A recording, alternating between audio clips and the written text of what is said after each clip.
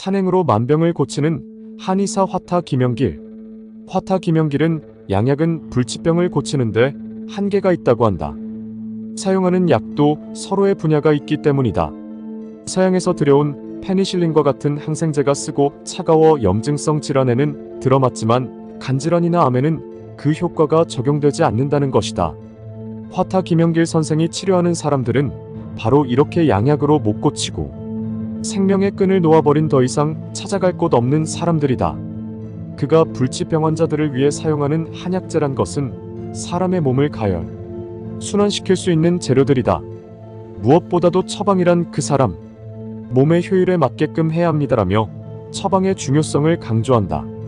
한마디로 무조건 약을 주입해서는 안 된다는 것이다.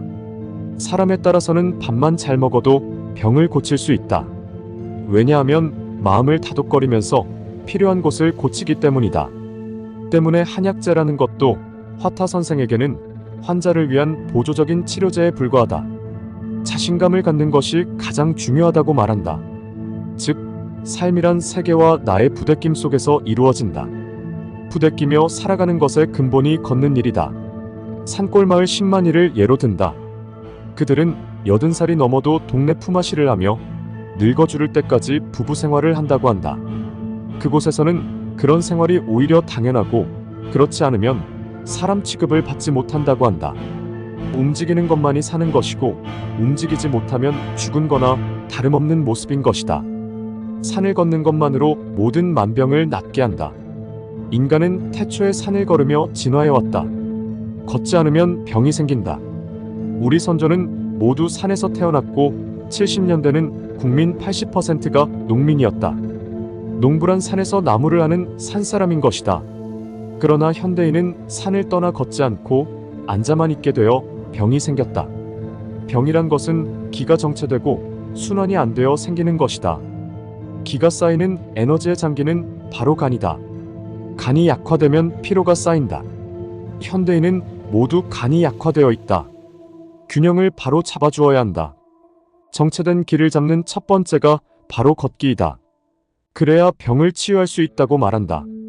걷는 것도 효율적으로 해야 합니다. 악을 쓰지 말고 기분 좋게 욕심을 버리고 천천히 걸으면서 참선하듯 운동하는 것이 중요하지요. 그렇게 2시간 정도 걷다 보면 마음이 밝아지고 무념 상태가 된다. 곧 걸음은 참선이고 무아의 경지에 진입하는 방법론이다. 우선은 걷는 습관을 만드는 게 중요하다고 말한다. 그러기 위해서는 하루 10km 정도를 걸어야 할 필요가 있다. 산을 찾기 어려우면 빌딩 사이라도 걸어야 한다며 강조한다. 한두 시간 걷다 보면 그 자체가 관성이 붙어 즐거워진다.